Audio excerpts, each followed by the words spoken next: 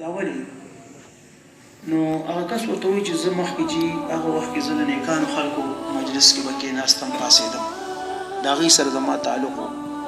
اوس زه د بدانو مجلس ته راغلی یم نو زما قدرمنو موږ او تاسو خپل مجالس چې کوم دي هغه د نیکانو خلکو سره زمونږ هر وخت 24 غنټې دا زمونږ عبادت کې راشي دا نه چې مونږ منځو کو فارغ شو اوس چې کوم دی بس د هر چا خپله خوښه ده نه مونږ پابند یو زما قدرمنو مونږ او تاسو دا زندگی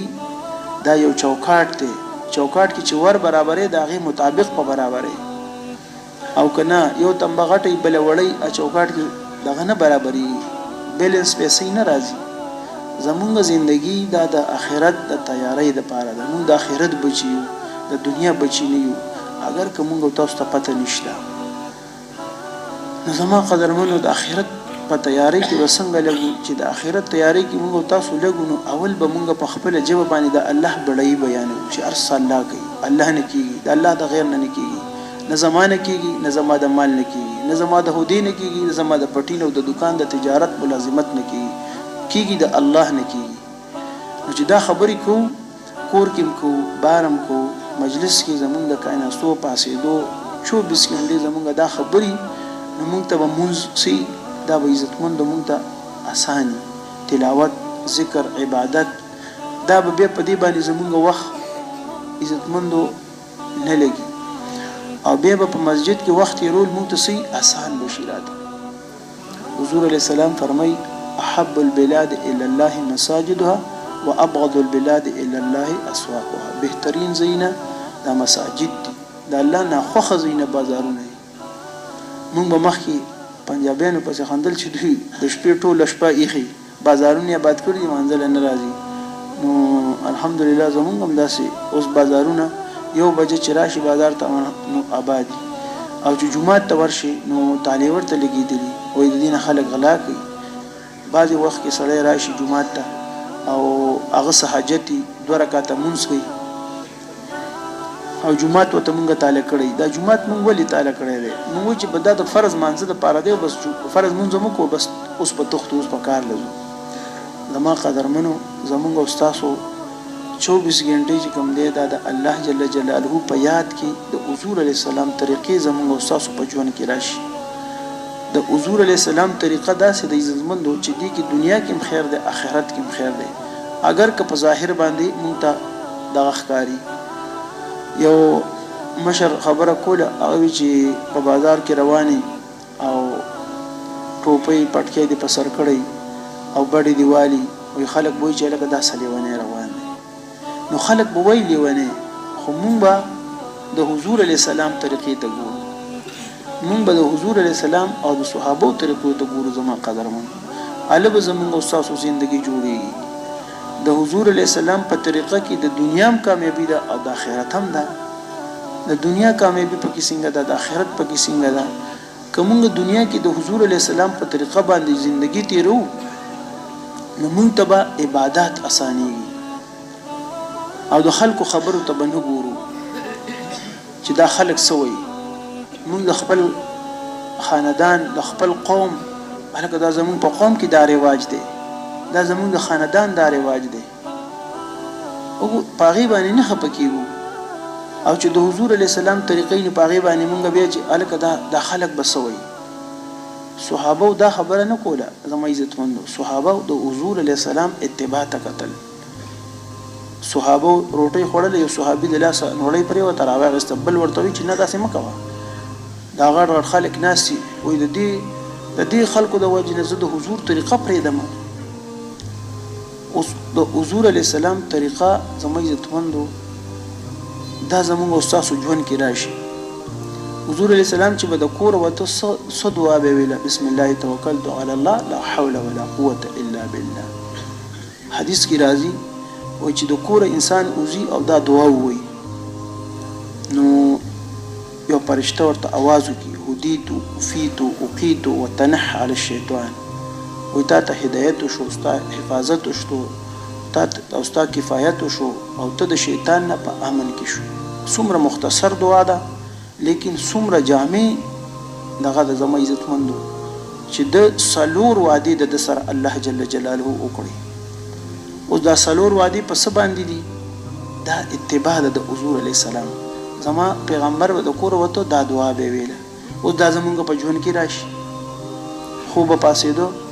دا دعا وی الحمدلله الذي احیانا بعدما اماتنا والیه النشور. کور ته راننوتو دعا، مسجد ته راته د مسجد نه وته، د ورځې کومې دعاګانې، د شپې کومې دعاګانې د حضور علیه الصلاۃ والسلام تک په لاره باندې څنګه نه به ډېر تیز تو نه به ډېر په مزه تو. د حضور علیه السلام سیرت خلکو ته بیانو. د حضور علیه السلام د مخ چهره به داسې ښکارېده لکه څنګه چې د 14مې سپوږمۍ ته سړی ګوري. دا زمونږ د نبي چهره مبارک وه. اوس مونږ نورې د دنیا خبرې، زما تجارت ډېر غټ دی، زما په تجارت کې تاوان وشو، ګټه پکې وشو، دونه پکې، زما بچی داسې دی، زما کاروبار داسې دی، زما پټې داسې، زما گاډې داسې، ټیمان دي، زما ټیمان چې کوم دی رنګ ورکړي، ټیمان ولا کوټې رنګ ورکړي، څومره فخر کوو، څومره د افسوس خبره ده. د حضور علیه السلام 24 غنټې طریقې خپل بچو ته، خپل بیبیانو ته، خپل کور کې، خپل مجالسو کې زما حضور علیه السلام په لاره باندې څنګه ته، زما د حضور طریقه د ناستې څنګه وه، د ولاړې څنګه وه، اخلاق یې څنګه وه. خپلو ملګرو سره یو کس رالو، حضور علیه السلام ملګرو ته خبره کوله، یو کس رالو یهودي دی، کافر دی، او نبی علیه السلام هغه ته څادر مبارک ورغورځاو، یو په دې باندې کښېنه. اخلاق د حضور علیه السلام زما عزتمند. دا زمونږ استاسو د هغې تذکرې کوو 24 غنټې زمونږ دغه تذکرې، د دنیا بړۍ، د دنیا د مال د متاع څه چې مقرر دي د هغې نه زیاتېدی نشي، او څه چې مقرر نه دي د هغې نه زما عزتمندو کمېدی نشي، هغه کمیږي نه. څه چې مقرر دي هغې نه وروستو کېدی نشي. دا خبره به موږ څنګه په ذهن کې راځي، څنګه به زړه دا خبره مني؟ نو الله به مني چې موږ دا تذکره شروع کړو چې الله رب العالمین خالق دی، مالک دی، رازق دی، رزق خو الله ورکوي. وایي تاسو داسې توکل زده کوئ لکه څنګه چې د پرندو زده کړی دی. پرندې سهار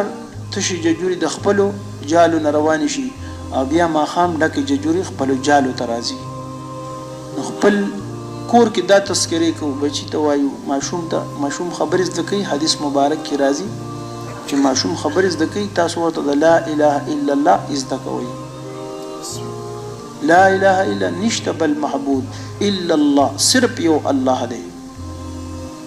او چې کله د هغه د مرګ وخت راشي نو بیا ورته د لا اله الا الله تلقین کوئ. انسان مري، حدیث کې راځي، تاسو به هغه سره خوا کې کښېنئ او لا اله الا الله به وایئ. بعضې وخت کې انسان شیطان ورله راغلی، کسان ورته وایي لا اله الا الله وایه، داسې به ورته نه وایي، لا اله الا الله د هغه په مخ کې وایو. شیطان ورله راغلی نو هغه که سر وخوځوي چې زه نه وایم مثال، نو د هغه دا مطلب نه دی چې ستا کلمه نه وایي، لا اله الا الله نه وایي، نه، هغه له شیطان هم دغه وخت کې راځي او نورې او ته وایي ما ته دا سر صرف ښکته کړه، ما ته سجده وکړه، او ته وایي نه تا ته سجده نه کوم، زه مسلمان یم او ما ته لا اله الا الله وایي. نو حدیث کې راځي چې لا اله الا الله تلقین ورته کوي. وایي که د چا اول کې لا اله الا الله نصیب شو او اخر کې لا اله الا الله نصیب شو، وایي که دې 1000 کاله ژوندی د ده نه به د ګناه مطالبه نه کېږي. نو زما قدرمنو موږ تاسو د لا اله الا الله تذکرې ډېرې کوو. هر وخت کې د دې تذکرې زموږ استاسو او د محمد رسول الله په طریقه باندې عزتمندو. او زما قدرمنو زموږ استاسو په ژوند کې چې کوم دی نو یو اهم عبادت هغه مونځ دی. مونځ زموږ صحیح شي، د مونځ الفاظ زموږ صحیح شي. مونځ ته حدیث کې راځي چې کله انسان مونځ ته ودرېږي او د چارهدم کوي، په چارهدم سره نبی علیہ السلام مبارک فرمایي د چارهدم کولو سره د ګناه ختم شي. اوس چې د مونځ ته ودرېږي سبحانك اللهم وایي، الحمدلله رب العالمین وایي، په یو یو لفظ باندې الله رب العالمین دله جواب ورکوي، حمیدنی عبدی، زما بنده زما تعریف بیان. الحمدلله چې د انسان وایي څومره الفاظ بده، څونه الفاظ بده وایي زما قدرمنو، او الله رب العالمین دله جواب ورکوي د الفاظو. اوس مونږ او تاسو منځونه به څنګه زما عزتمندو منځ هلکه وایي راځئ زر زر به دا وکړو روټۍ به وخورو وایي بیا به څه وکړو وایي زر زر به مونځ وکړو بیا به روټۍ په قلاره باندې وخورو نه مونځ هم عبادت دی ټولې مسلې زمونږ په مونځ باندې حل کېږي او عزتمندو خپل حاجتونه د مونځ په ذریعه سره پوره کوو زمونږ څه حاجت راشي 2 رکعاته مونځ وکړو مکروه وخت نه او په صدقې باندې خپل حاجتونه پوره کوو اوس په دې باندې زمونږ کار ولې نه کېږي زمونږ تعلق د دې سره نشته زمونږ په ډاکټر باندې په پیسو باندې په پیس باندې په شفارس باندې زمونږ یقین الته دی نو ځکه مونږ نه الته مالم لاړ شي مالم په غلط ځای باندې ولګېدو د 100 روپو په ځای باندې 10,000 لګي خو الته یقین ان خطه دی د ټولو د زنانو د ماشومانو څه حالات راشي شابه کنه پلان کې ته وایې کنه او شابه منډه کنه او دا چرته د پکور کې دا یو انسان هم دا پزله کې ناراضي چې شابه ته 2 رکعاته مونږ وکړه مونږ باندې ټولې مسلې حل کوو صحابه په مونږ باندې بارانونه کول او په مونږ باندې بارانونه به په مونږ باندې ودرول مونږ ته په ساده روټۍ هم نه ملاويږي ولې نه ملاويږي مونږ صحیح نه دي دوستانو حدیث کې راځي چې څوک زر زر مونږ کوي وې د ژوندۍ نه به برکت وزي او څوک په قلاره مونږ کوي د ژوندۍ کې به برکات راځي په قلاره باندې سو رکوع داسې زما عزتمندو قیام رکوع سجده حدیث کې راځي چې یو سړی ته انسان وګوري او د په ګومان دا راشي چې دې مونږ نه کوي نو دې مونږ نه بارو شو سونه بیا ګناه د زما عزتمندو مونږ اول ته پوس په اخرت کې سکیږي په قبر کې مونږ بکیږي زما عزتمندو مونږ اوس مونږ باندې څنګه مهنت وکولي نفل مونږ کو او باغې باندې مونږ تاسو یې زورګه قیام زما څومره دی الحمدلله رب العالمین زه څونه وخت کې ویم بیا رکوع څنګه کوم رکوع نه چې ودرېږم بعضې وخت کې انسان مونځ کوي خو د مونځ نه غفلت غافلی واجبات په مانځ کې نو واجب پرېږدي او چې واجب په قصر دی پرېښودل نو هغې باندې سجده ساو هم په سړي باندې نه راځي سجده ساو به هله راځي چې ته پکې غلط شي سجده ساو فرض چې رستو شي او واجب پاتې شي نو په دې انسان باندې سجده ساو راځي اوس که فرض مونږ نه پاتې شو نو هغه کم رکن کې چې مونږ لګیو هغه رکن نه بیا لاړ شو هغه فرض وته لکه مثال په تور باندې رکوع پاتې شو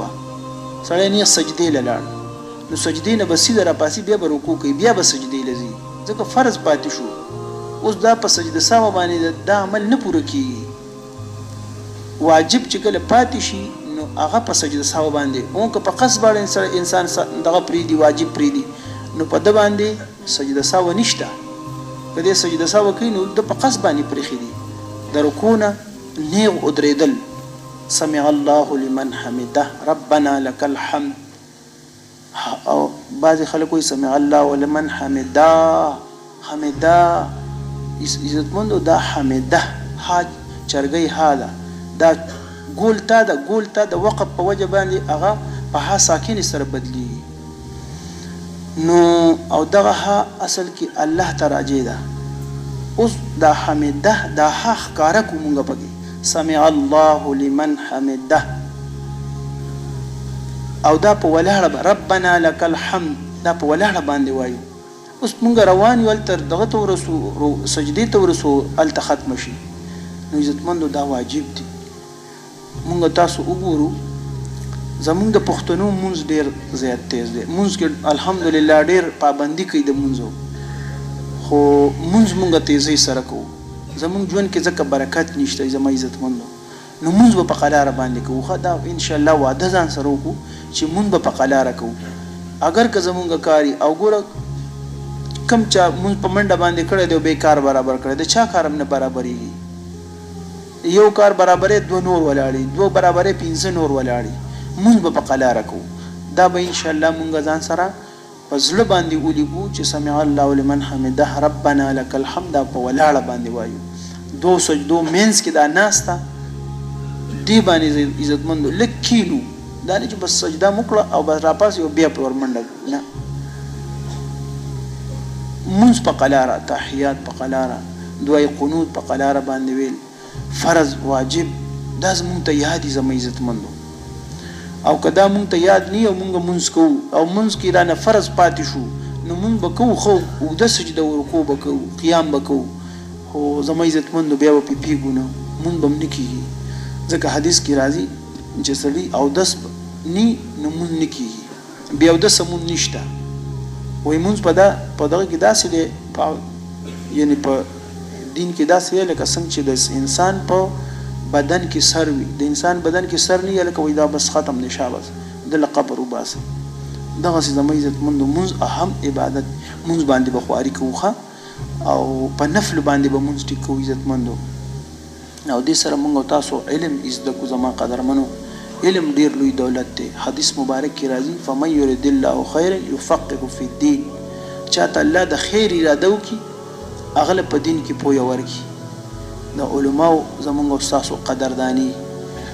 څوک چې د علماو قدر کوي د دې په خاندان کې به او یو پیړو پورې عالمان حافظان پیدا کیږي د علماو قدر کوو چا پسې بد نه وایو اگر که مثال دغه عمل خرابي هر څنګه بد نه وایو چا پسې حضور علیه السلام ولاړ دی یو جنازه راله صحابه وی دا جنتی دی حضور علیه السلام وی حق او سجده بل کس راله وی جنازه راله وی دا جهنمی دی مستاسو د ګمان موافق چې کوم دی نو دا خبره ده زموږ عزتمندو مونږ تاسو چاته بد نه وایو هیڅ چاته بد نه وایو اگر که مونږ تاسو مثال په تور باندې اعلی یو او بل ادنا دی چاته ادنا نه وایو ټول د ځانه اعلی ګڼو ځکه دلته پته نه لګي زما قدرمنو زمونږ او تاسو اعمال دا د الله جل جلاله په دربار کې مولانا احسان صاحب فرمای وی موږ یو ملک روانو خلکو وی چې دا تبلیغ والا رااله ډیر استقبال کېدو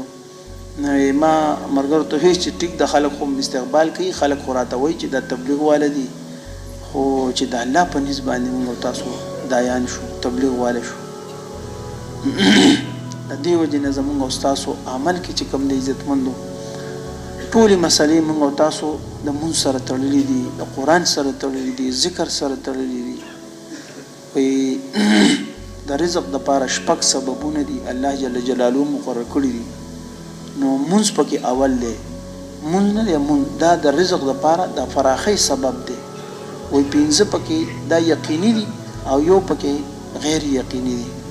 نو پنځو کې لومبه مونږ دی وامر اهلک بالصلاه واصطبر عليها لا نسألك رزقا نحن نرزقك والعاقبة للتقوى نبی علیہ السلام ته الله جل جلاله فرمایي چې ته د خلکو ته د منځ حکم کوا منځ ورته دغه کوا په خپل هم د دې پابند وسه مونږ ته رزق نه غواړو رزق به تعالی مونږ درکو بهترین انجام دا د پرهیزګارۍ دی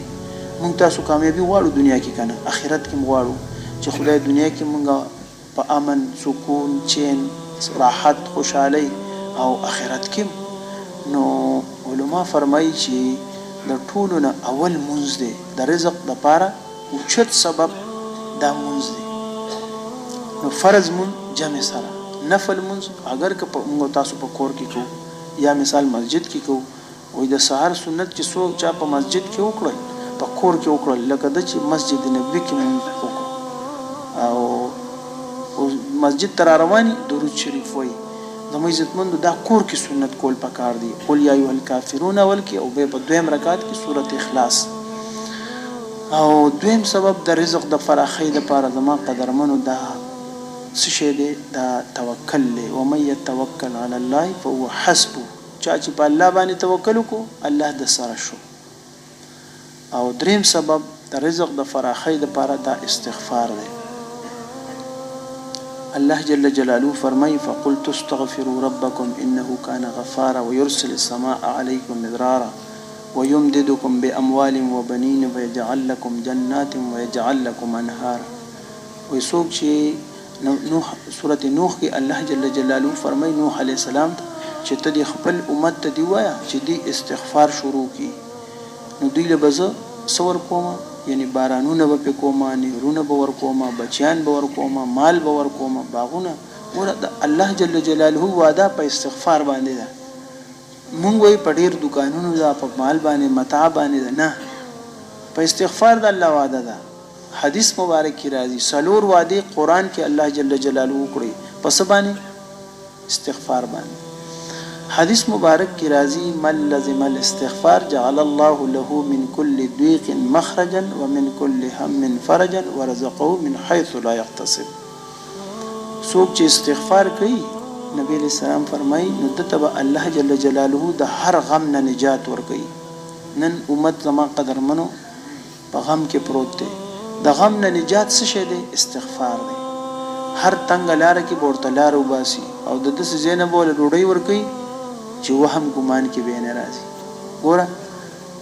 زمونږ ټوله مسله په استغفار باندې ده. زما عزتمن استغفار ډیر وایو. مولانا الیاس رحمت الله علیه با خپل مرګرو ته استغفار او دا کلمه به ورته خودله. مولانا اسماعیل صاحب سریلانکا کې التا امیر داغي غټه مدرسې مو داغي متمم صاحب نو هغه به مرګرو ته وی چې تاسو استغفار کوئ، ټول مسلې زمونږ په استغفار باندې حل کوو. او مولانا الیاس رحمت الله علیه مرګرو ته وی چې تاسو استغفار کوئ کنه نو تاسو به خدای چاته محتاج کړئ نه، الله به د غیب او خزانونو په ملکونو کې ګرځي، چاته به محتاج کېږئ نه. مونږ چې کله سفر لزو واخلو کنه نو مونږ ویل کما سره پیسې نشته نو توکل وکړ زکو چې پټې علي کور اخلي گاډي اخلي هغه باندې حواله کوي ور توکل کپي. او چې کله په تبلیغ کې زی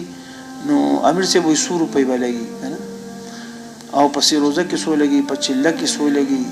او نور چې پټي اخلي نو بیا د مولوی صاحب نو د امیر صاحب نه تاسو نه کوي چې په سو باندې ده کنه محلي امیر صاحب نه تاسو نه کوي وای راځي ور توکل کپي وای کنه. او چې کله په تبلیغ کې زی نو یې لکه چلی باندې او چې بار ملک ورته یاد کې دا سړی ورپی نه توکل دقه ځکه زده کو او په زمون په اعمال باندې زما عزت مندو یقیني. نو هغه به فرمای یو نبی اسلام ته یو کس راغی وی د الله رسول ماته دنیا شا کړی ده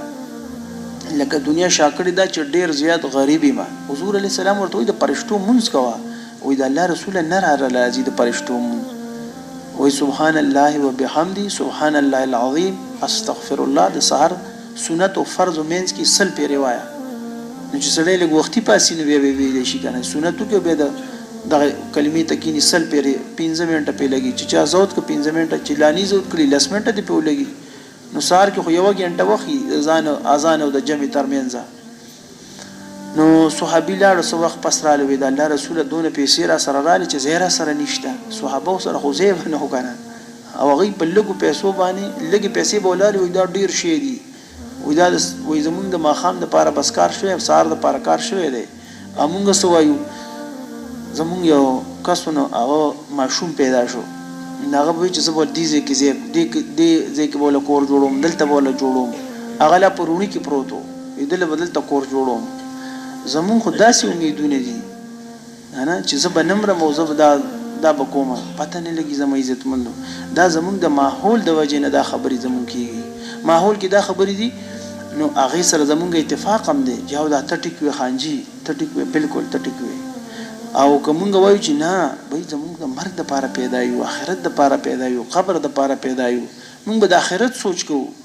او د دې بچینه به عالم جوړوم حافظ به جوړوم دای به جوړوم دې په ټول دنیا کې ګرځي د الله د دین خدمت پکې نو نیت خو کومنګ دغه کو په نیت باندې نیت المؤمن خیر من عمله د مؤمن نیت د عمل نه بهتر دی. نو زما عزت مندو دا درې سببونه د رزق د پراخۍ د پاره شو او بل سلورم سبب تقوا ده. ومن يتق الله يجعل له مخرجا ويرزقه من حيث لا يحتسب. څوک چې تقوا اختیار کړي نو الله جل جلاله اغله د دس زینا ډوړی ورکی چې وهم ګمان کې ناراضي.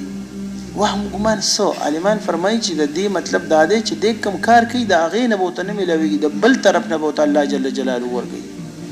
او دې مثال په تور باندې کمزور شو اوس دل بروړی الله پاک نه ورکی ولی بوله نه ورکی دل بجامې نه ورکی ولی بوله نه ورکی دل بصحت ټول نظام به الله جل جلاله چلی. نو د رزق د فراخۍ د پاره دا سببونه دي منځ دي تقوا ده استغفار ده توکل ده او پنځم سبب دا د الله په لار کې خرج کول دي زما عزت مندو. حضرت علی رضی الله تعالی عنہ لکاس راله ورته وی ما ساحل ورته وی چې مال سرا کده الله په نوم باندې حضرت علی رضی الله تعالی عنہ ماشوم کوړته ولګي ورشه دل یو شپږ دینار پراتی دا غینه یو راوړه دل ور ماشوم واپس رااله ورته هغه خو چې تاسو ضرورت د پاره یې خېدي یو شټول راوړ ټول ولا ورکړل ساحل ته ټول ورکړل او کومه تاسو نو موږ وسفول موږ وایي چې یاره بس ټیک دستا مور چې کوم دی ټیک وي او دا موږ ضرورت د پاره خېدي دا غي په دې یقینو چې د الله په لار کې خرج شي نور ډېری راشي او برکت راشي موږ زکات ځکه نه ورکو موږ دا کمیږي الان کې زکات سره مال زیوا کیږي صدقې سره مال سیوا د صدقې په زکات باندې د خپل مال حفاظت کول دي د دې داسې مطلب چې تا نوکر او درو هغه 24 غنټې ستا په کور ولاړ دی هغه څوک دی خو نه را پریدي هغه له ته تنها ورکې نو ستا د مال حفاظت کوي نو زمونږه دا یقین په دل تنخته دی چې مونږه د مال نه زکات صدقه ځکه نه ورکو خپل رور لا خپل خور لا چې مونږ دا کمیږي او بیا به زه سکوم نو چې زه سکوم نو د یقین کمزور دی حق نه ورکو بل دا غره باندې حق دی مونږ ډیر زمو عزتمندو اعلی مقام دی چې مخکې سب کې مونږ کې سړی خو د معاملاتو خبره زمونږه کمزور ده معاملات اصل دي زمو عزتمندو معاملاتو کې پاس شي نو مونږ کې په خپل یک نمبر کې رواني او مونږ ډېر وګړه رکاتونه کې خو چې معاملات دي غلطي خلک در باندې غلط ګمان کوي الکه وي د معاملات خراب دي اخلاق خراب دي د کردار خراب دي نه د دې وجنه ماشوم را ورته وي ورشه ټولي راوړه ټولي ولا ورکړي ساحل لا یو کس را لوي زدا و خرصومه ورته وي حضرت علی رضی الله تعالی عنہ سره په وشل درامه باندې خبر وکړه ورته دلته وتړه تعالی رستو پیسې در کومه بل کس را لوي د اوغ ظالم په 200 په خرڅ کوم نو وشل خپل مالک تور کې درې شپېتې کوړته ولېګلې او مورته دی وای چې یو په لسه الله جل جلاله ورکي مولانا احسان صاحب یو ځل فرمایل وسوک چې مجمعین تپوسو کو وسوک چې د الله په لار کې تلی دی او دا کار خراب شوی دی نو هغه کسان ودرېږي پاسي وسوک مونږ درېدل وی کم کسان چې د الله په لار کې تلی دي او د کار سم شوی دی نو هغه کسان ټولو مجمع ودرېدا کار د الله په لار کې سړی مال لګي جان لګي د الله وعده ده ان تنصر الله ينصركم ويثبت اقدامكم الله زما د دین مدد کو زستا مدد کوم پدې د الله وادي زموږ استاد زموږ عزتمند ګوره د الله خبره حق او سچ ده زموږ استاد خبره دروغ کې دي د الله او د الله د رسول خبره حق او سچ ده پدې زموږ یقین پیدا شي نو زموږ عزتمند دا 15 سببونه د رزق د پاره دي او د فراخي د پاره د چا چې رزق فراخي مون دا 15 عملونه بد د فراخ رزق الله جل جلاله هو او یو شپږم سبب د رزق د فراخي د پاره هغه مونږ هغه څه شه دي لکه پاغي وعده نشته په دې 15 باندې د الله طرف نه وعده ده د فراخي د یو سر د الله وعده نشته یو سړی دکاندار دی تاجر دی دغه دا مثال نوکر دی ارڅ چې دی د دنیا کاروبار کوي نو د دې سره د الله وعده نشته زموږ عزتمند ټیک دا پیسې ډېری ګټي یا لګي ګټي هغه سره د چا سکار دی چاله ډېری ورکی چاله لګي ورکی چاته صحت ور کړي چاله څوک بیمار پیدا کړي چاته مرګ ذره ولي چاته مقور کړي څوک ګناګار دي څوک نیک دي دا د الله جل جلاله تقسیم دي زما قدر منه نو چې زمونږ استادو په دې اعمال باندې یقین پیدا شي قران موږ روزانه یو سپاره وایو چې کله په موږ باندې د دنیا کاری کنه نو بیا موږ تلاوت ته نه جوړیو آیا مولانا جمیل صاحب رحمت الله علیه فرمایل وای موږ تبلیغ کې ډیر وخت لګاو خو موږ د قران نه چې کوم دی باز کسان محروم وي زموږ عزتمندو هر مسلمان باندې کنارینه دي زنانه هر څوک چې کم از کم چې یو غنټه موږ قران زده کړی ته ورکو چا قران مجید ویلې دي روزانه یو سپاره تلاوت کو او داغي الفاظ سی زموږ عزتمندو اوس الحمدلله په کورونو کې په مساجدو کې عالمان شته قاریان شته او داغونه د الفاظ نه د سی زموږ عزتمندو حافظ باندې خان وایو خافظ باندې حان وایو هان وایو د دې خپل مخارج دي دا شپږ حروف د حروف حلقي وته وي دا د حلق نه ادا کېږي، دوه د مرۍ د یخ نه، دوه د مین نه، او دوه د مرۍ د سر نه. مرۍ یخ نه همزه ها عین ح، دا د مرۍ د مین نه، غین خ د مرۍ د سر نه. چې دا مونږ ته یاد کنه، مونږ ته دا فتم نه لګي دوستانو، او ولې راته پته نه لګي وخت نه ورکو. نو کم از کم 1 غنټه د قرآن زده کړې له مونږ ورکو. او تاسو په خدای یقین وکړئ کنه چې زه درته دا خبره دلیل سره درته کوم چې چا قرآن مجید ویلې دی چې تاسو کې ډیر تلاوت کوي الفاظ نه ورځي ولا، نو که د الفاظ د کړو دی به چې زما اوس لکه مثال لسړي نظر نه لګي، سترګې پټې دي، چا روان کړی دی، په لاس یې نیولې دی، ټکریم خوري، زه ورته نه دی معلوم چې دیوال کم دی، ګاډی کم دی، ورختل به څنګه د نظر نه لګي، एकदम د سترګې کوله وشي. هلکه دا څنګه دي خلکو خو مزې وکړي، ګوري انسانانو ته ګوري، میوې دي، ځمکه د اسمان دی، غلي دي، فصلونه دي، ګاډي دي، دا وګوره دقسې د انسان دا قرآن چې وایي که نه او الفاظ صحیح ني، قرآن د مخرج نه الفاظ صحیح نه روباسي، نو لکه دله مزه نه ورکوي دوستانو. چې کله په سړی په الفاظو باندې پیشي او په معنی باندې پیشي، نو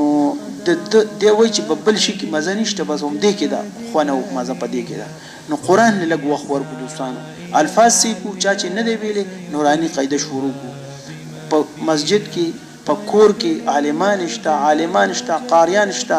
په دویم کور کې کم از کم قاری عالم الحمدلله په محله کې کونی، په محله کې ډیر کمی، نو په مسجد کې خوشته کنه قاریان عالمان شته، نو دا غي سره قرآن شروع کو دوستانو، شروع کو بکنه ان شاء الله پکا واده وکړه، او کم از کم په 24 غنټو کې 1 غنټه اغیله ورکو.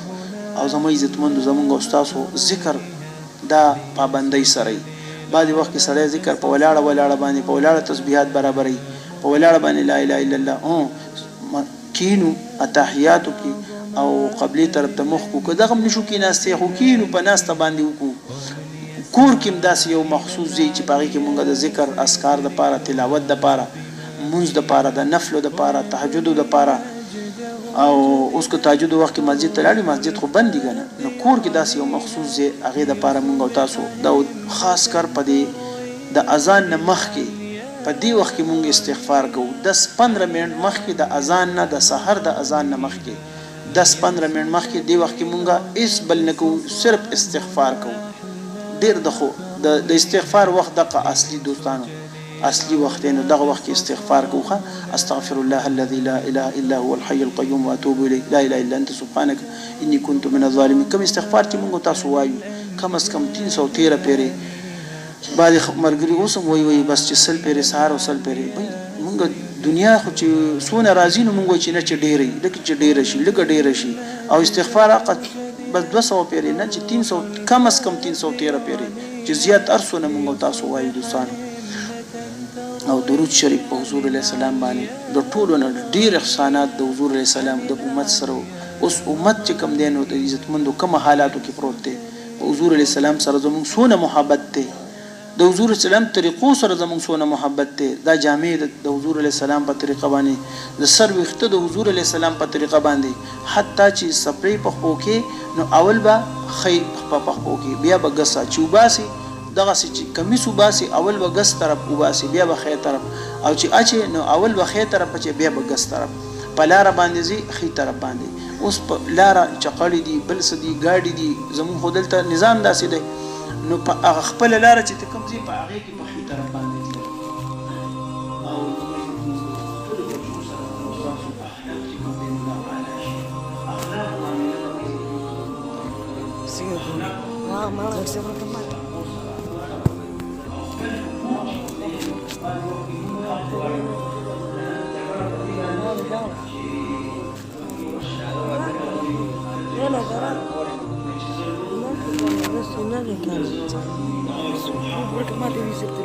No puedo hablar.